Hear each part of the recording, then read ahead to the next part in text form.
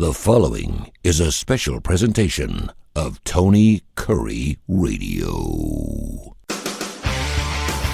From hot dogs to cool kitties, this is Darkside of the Pooch. Welcome back to the dark side of the Pooch. I normally don't like to start the show this way, but I do have some dark news that I can share with Dr. Rab Stewart, Rossburg Animal Hospital.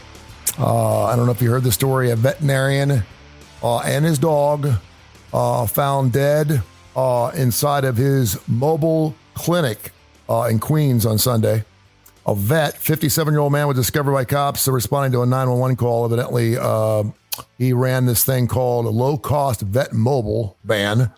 I don't know, he just drove around and took care of people's animals and stuff like that, and was found unconscious and unresponsive, according to authorities, because he had so much snow around his vehicle that the exhaust didn't have a place to go. And because of that, isn't that crazy? Oh, wow. So he passed out. Another man, 73-year-old Garo Alexian, the owner of the low-cost vet mobile van operating as a veterinary clinic, also found unconscious and unresponsive. It's just super sad. You don't think about things like that, right? I mean, you know. And it sounded like the guy, and they said he worked like 7 days a week, and he just would drive around town just helping people out with their animals if they had problems with their dogs and spayed and neuter, stuff like that. So kind of sad. Yeah. Sorry about that. Yeah, that's that can be a mobile practices can be hard because people's expectations don't go down. Yeah. You know? So explain that a little bit, because I've never heard of a mobile. I mean, I've heard of mobile everything. So it does not surprise me to be a mobile vet service, but how does that work? It depends. I mean, there's different levels. I mean, some of the vans are like fully outfitted. You can have x-rays taken. That some of them have surgery suites, and really, but some of them are just more of, you know, it's one person sometimes without even an assistant. It's just the vet. Yeah. And they kind of rely on the owners to help them restrain the animal while they do a physical exam, but they're really limited as to what diagnostics that they can do. Yeah. Not all of them. Like I said, some of them are well equipped, but a lot of them aren't. And then, you know, you're left with owners who, like I said, have high expectations of your diagnostic capabilities, and, you know, you may not have them, and you're also running all over town. It's hard to put a schedule together. It's hard to put an efficient schedule together. So, assuming people would do this, I guess, just because of the low cost nature of it, I guess. Yeah. And a lot of them are just like kind of vaccines only. Yeah. Where, you know, you're just getting vaccines, and, you know, it's just, like I said, it's just, it can be a hard way to carve it out. There's no doubt. How are you doing? Are you staying warm? Any problems? Any dogs with frostbite? No. Don't you usually have one or two of those? Don't you usually have one or two of those a year? Those little dogs? No. I don't think I've ever seen a dog with frostbite. Really? But as you can see, I still have my jacket on, and I've been inside for an hour. So I don't know. It's cold. It's like, cold. Dude, it's like 57 degrees outside today. I'm in a t-shirt, man, t-shirt and shorts. I mean, I can't do it. Now I will tell you this, you know, you and I have this common thing about, like the last 3 days, if I get like body temperature down, like I'm underneath one of those thick blankets and I finally stop sweating and I get my body temperature down, then I'm out, man. I'm like, I can't get up because I'm just like, I'm, you know, like it bothers me to get out of the shower. Because I can't get warm up fast enough. You know, we have people coming in and out all day. Mm-hmm. And so our front door is just constantly open. Yeah. So it's hard to keep this building warm. So I can understand that.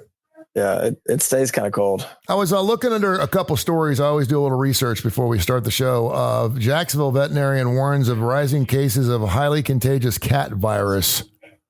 Do you know what I'm talking about? No, I have not heard of the highly contagious cat virus. This is Jacksonville now. This is not here, but a highly contagious virus affecting cats is on the rise in Jacksonville, according to a veterinarian. Seen it with a crease in the past 3 years, called feline panleukopenia. Oh, panleukopenia. Oh, that's close, wasn't it? Panleukopenia. Yeah. Commonly shortened to panleuk. Well, they just call it panleuk. Can affect cats of all ages, but it's particularly dangerous for young, sick, or unvaccinated animals. What is that, and how can we learn more about it? Well, I mean, it's something that you vaccinate kittens for. So I'm going to look this article up as I talk to you. Yeah.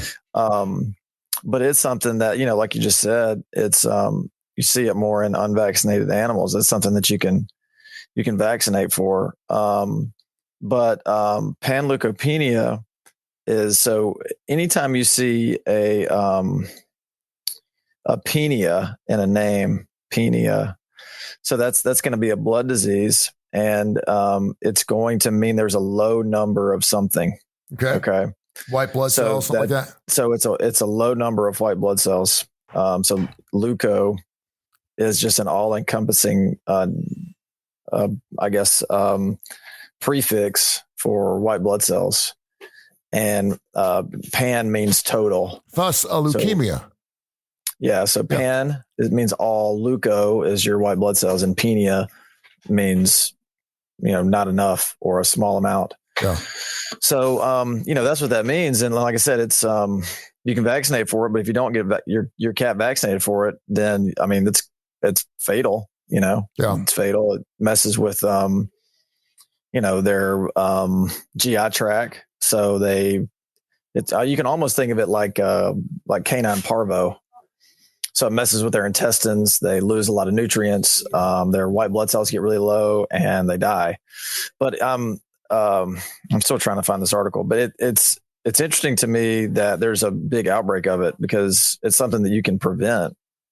Yeah, it sounds. And then there was another story that I'll have you searching for about dogs getting cedar fever.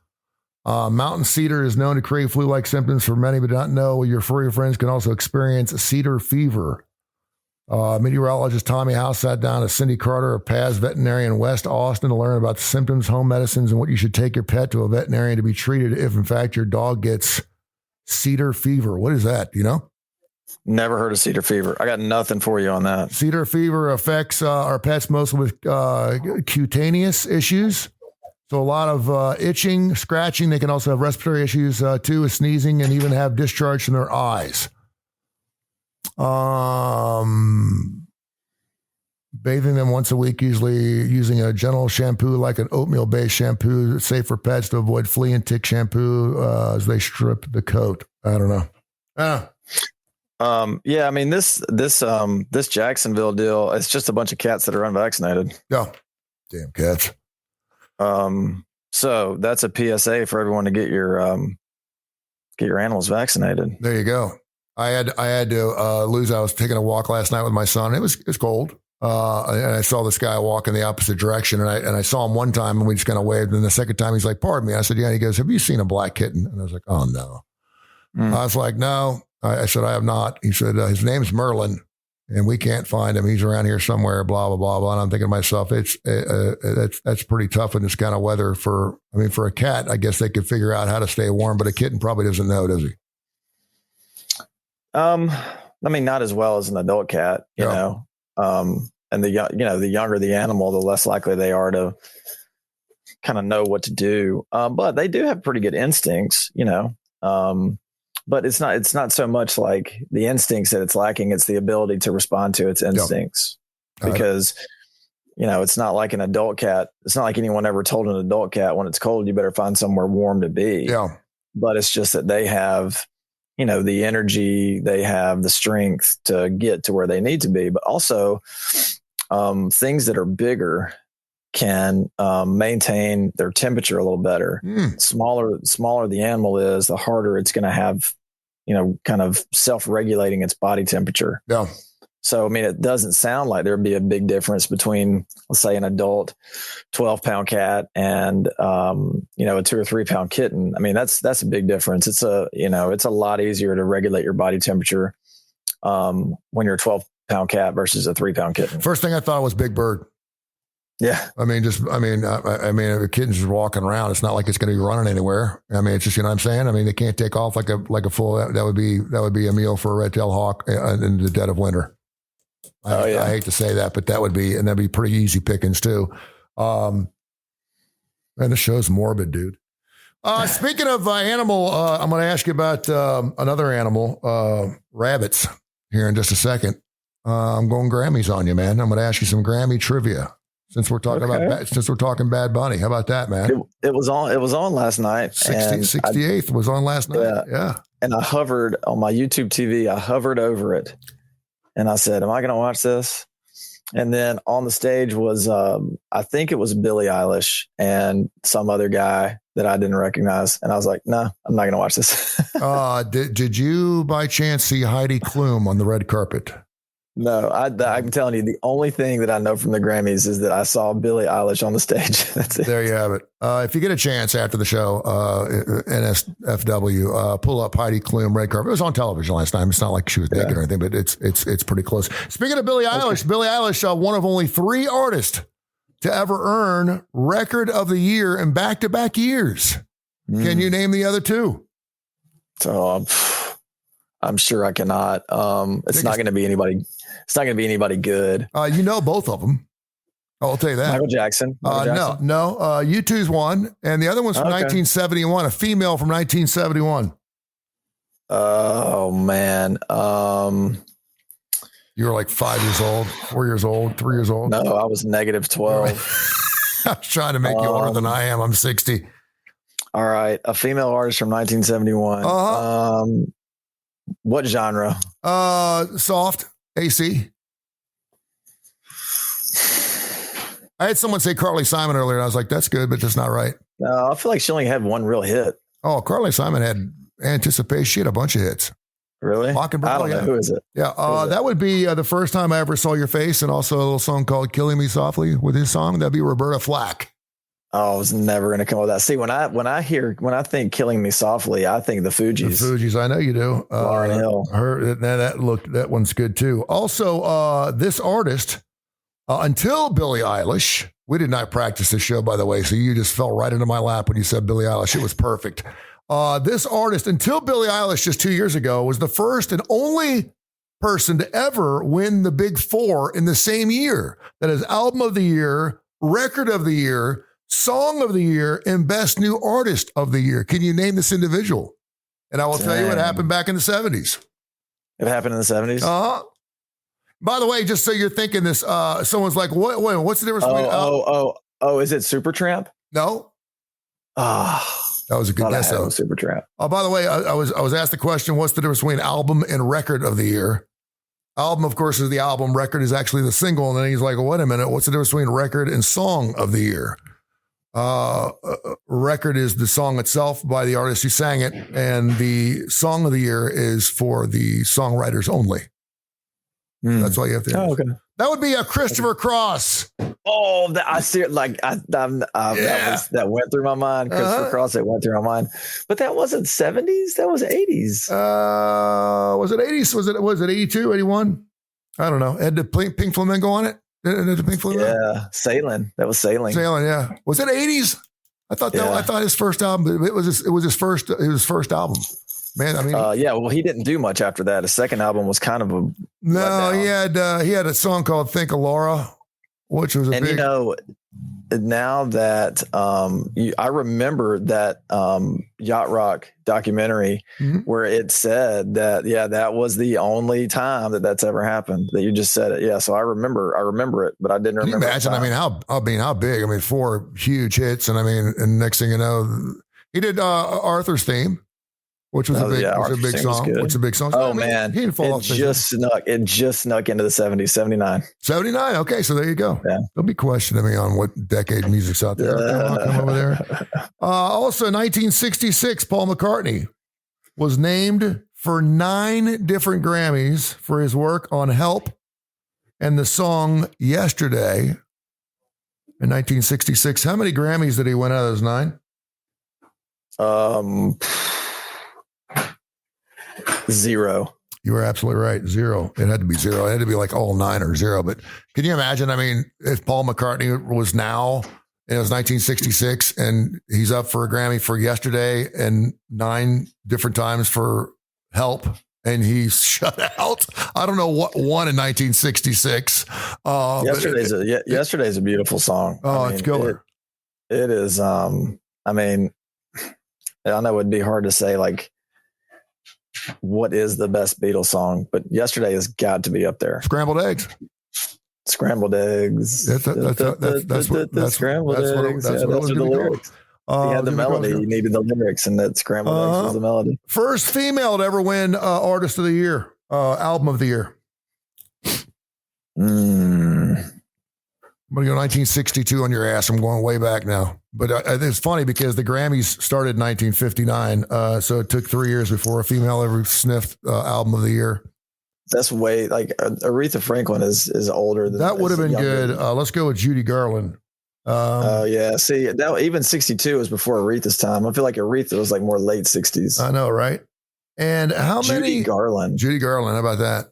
And how many Grammys did Elvis Presley win? 0. He actually won 2, which is really unbelievable. And I know he's mid to late 50s, but still. But he won for Best Inspirational Purpose, which was probably a performance, which is probably some of his gospel stuff, I would think. Yeah. But yeah, I didn't win Jailhouse Rock, all that stuff, none of that stuff. Again, it didn't start till 1959. What's the crazy thing is it started in 1959, but it first got televised in 1971. It took 13 years for people to go, you know, this might be good on television. This might be something that people would want to watch. Do you think that like our younger, and I think the answer to this is no, but neither one of us is a young person anymore. So I don't think we're going to be able to come up with this answer. Yeah. Yeah. But do you think young people are watching the Grammys? I don't. No, I don't think they're watching at all. I was sitting there with Kip Keefer earlier today. He's about 65 and he's like, he didn't even know it was on last night. And I don't. There was a time, there was a window in my life when the Grammys were not to be missed. And I still watch the Oscars. You know, I don't watch a lot of movies, but I'll watch the Oscars a little bit, but the Grammys, no. I'll watch the VMAs before I watch the Grammys just because I know something crazy is going to happen with the MTV thing. By the way, artists who have never won a Grammy: Snoop Dogg, Katy Perry, Bob Marley, The Who, Jimi Hendrix, The Beach Boys. That really surprises me they didn't win something for Pet Sounds, but it's too artsy. Queen. Wow. If Queen came out now, think about the Grammys, they'd win now. And Diana Ross, which is just unbelievable. Hard to realize that Diana Ross has not won a Grammy. Isn't that crazy? Yeah. All the stuff she did. You know, when I used to watch the Grammys a lot, what always like frustrated me was that the categories that I really wanted to see were before they started the televised segment. You wanted to see the ones they did the night before? I wanted to see the jazz category. I wanted to see the bluegrass category. Like, you know, I wanted to see that kind of stuff. Sometimes the best speeches come from that area. Yeah. They're not gonna, and I wanted to see those artists perform. Yeah. I mean, that's what I wanted to hear. That's what I wanted to see. And I don't know. I just feel like, you know, I mean, this is the get off my lawn segment of the show. Yes. But I guess I'm just to the age where the last 20 years of like pop music, it just doesn't appeal to me. Like I started listening to just way more indie music in like, you know, once it got to 2005, 2006 and then on it, you know, I wasn't on, you know, I was going to pitchfork.com to find new bands and I was listening to a lot of indie music and that's still what I do to this day. And those artists, they just don't have enough play. You know, they may win like newcomer of the year or something, but they don't. And it's unfortunate because, and by the way, the Grateful Dead has never won a Grammy either. I know that you love those jam bands. It's sad because, you know, when I started this classic rock thing about 4 or 5 years ago, I fully expected that I would be 24 hours a day live like we used to be. And I tried it. We were live, 6 or 7 hours out. Well, no, we were live 12 hours out of the day when I first started. And, you know, people want to get paid, you know, and I just thought it would be super cool to bring that back because I know a lot of people, and I was talking to a friend of mine about jitterbugs the other night. I was like, man, you know, I'm 60 years old. I'd like to go dance somewhere. I'd like to hear that jitterbugs music again. I'd like to hear the 60s and 70s. I don't know where the hell to go to get that. I don't think it exists. I don't know why. I mean, we're not dead. But the thing is, I know, but the thing is, my daughter knows more about 80s music than she knows about anything. I said, you like Bad Bunny? She goes, not really. But boy, she's into the Bengals. She heard Manic Monday today, and she's like, I love that song. Yeah. Like the song's 40 years old, written by Prince, by the way. I didn't know that. Yeah, there you have it. You're learning a lot today on today's show. But yeah, she loves the 80s music. They're doing their choir thing. It's the British invasion. It's the stinking British invasion. They're singing Beatles songs. My 14-year-old singing Beatles songs. But that just goes to show you, because when I was in sixth grade, and I would have been in sixth grade in 1996. No. Yeah, 95, 96. And we had a play. Our musical play was on the exact same thing. British invasion? So that that just goes to show you that some things are just classic forever. I mean, I guess at some point it's going to change, because no one really talks about. I don't know if it is. I don't know because there's nothing to listen to in the 90s. The grunge thing, people still listen to it, but it's not everlasting. That's why More Than a Feeling is on that top 10 list we did the other day. 1976, it's still getting played as much as any other classic rock song in history. It's just, I don't think it'll ever go away. The band members are dying off. It doesn't change anything. And now we just have bands doing makeup bands. We got bands that are, rip-off bands, and we're going to see them instead of the real deal because they don't sing anymore. Well, you know what a song that has legitimate staying power is a song that can be sung even if you can't sing. Mm-hmm. And no one is walking around singing, Pearl Jam's Yellow Ledbetter or Smells Like Teen Spirit by Nirvana. That's a great point. No one's walking around singing that song because it's impossible to sing, even if you have a good voice. It's not. It's not a singable song. So the songs that have real staying power are the songs that have melody and can be sung, even if they're sung poorly. Yes, exactly. More Than a Feeling is one of those songs. How about Green Day? It's Super Bowl 60. Oh, is that who they have? Green Day is going to be done. Of course, it's one of many artists, but Green Day is going to be one of this. At least it's someone I recognize. I mean, when The Weeknd was there, I was like, who the hell is this Weeknd? What's The Weeknd? What is that? I knew what The Weeknd was, but I didn't know it was actually just one guy. I thought it was a band called The Weeknd. I didn't know. I was like, dude, it's The Weeknd. I was like, Green Day? And my daughter knew Green Day. Name me 3 presidents who have won a Grammy. Oh, what? Mm-hmm. Presidents. And one of them's won 4 Grammys. Oh my gosh. Oh. Is it? Don't. And 2 of them are still alive. Don't give me like a spoken word. They had a spoken word. It's a Grammy's a Grammy. Some of them one's a children's book, one's spoken word, another one's like, I don't know, it's some type of religious thing. 2 of them are still alive. Yep. I feel like Obama's done everything. Obama. He's got a Grammy. Sure. Yeah. Another one that's still alive. Did Clinton sneak in there with some kind of saxophone? Clinton, yes, he did. Actually, he did a spoken word thing, no saxophone, but he got in there. I think he got something like jazz thing or something too. And then who's the one that won 4 Grammys? Jimmy Carter. Jimmy Carter, you're spot on. Very, very good. Yeah, he actually won, and his last Grammy was won this year. He won a Grammy last night. What? Jimmy Carter won a Grammy last night. For what? It's called The Wind on the Plains or something. It's some poem, something that he's read to background music. And he won a Grammy last night. Jimmy Carter won a Grammy last night. Isn't that crazy? Yeah, I felt strong about Jimmy Carter because he was that was his world, like the rock and roll president. Yeah. The greatest, worst president we ever had. But yeah. I was too young to even realize what he was doing politically. All I can tell you is what I hear. And I knew my dad was not a Democrat, but what an amazing life that man had. What he did, teaching Sunday school to the day he died. I mean, that man's gets all my respect, man. He was an amazing individual. He really was. Speaking of the devil too, and I had this written down. When was the last time you talked to a school teacher of yours?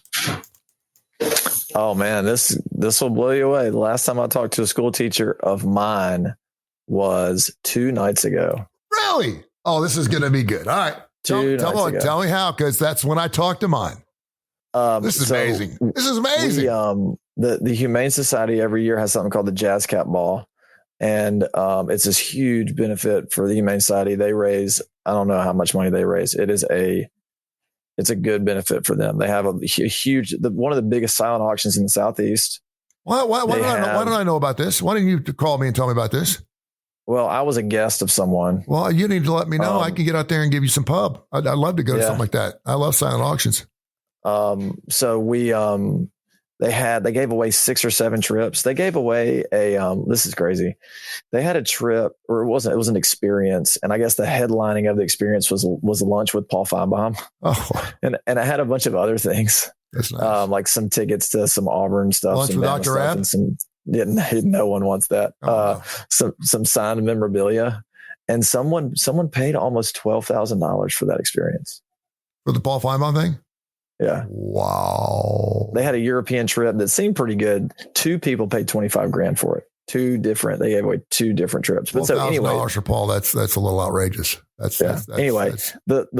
I love Paul. The story is that there's a couple that's really highly involved in the Humane Society, Donna and Tim Hightower, and Tim owns Southern Carpet Hardwood and Tile.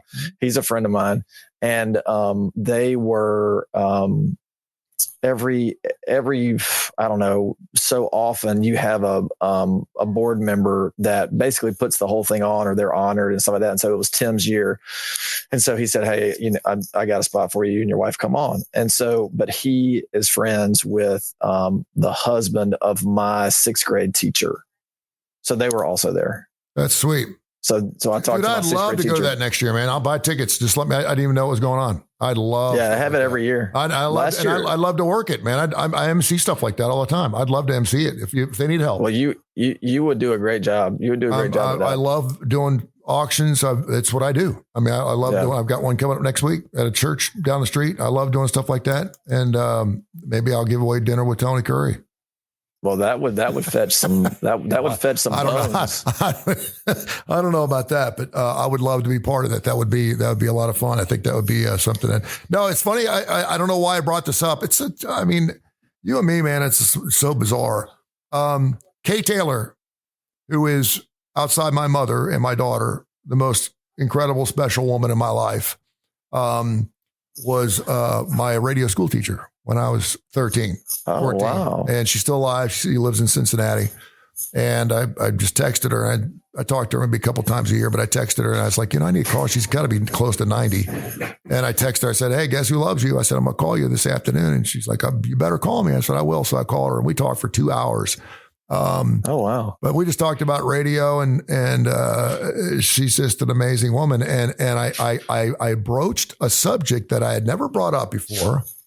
But I said, because she was talking about having to have knee replacement, and her husband's got something going on where he walks like 6 miles every other day with her dog. Just that and the other. I said, I walk 3 miles a day with my dog.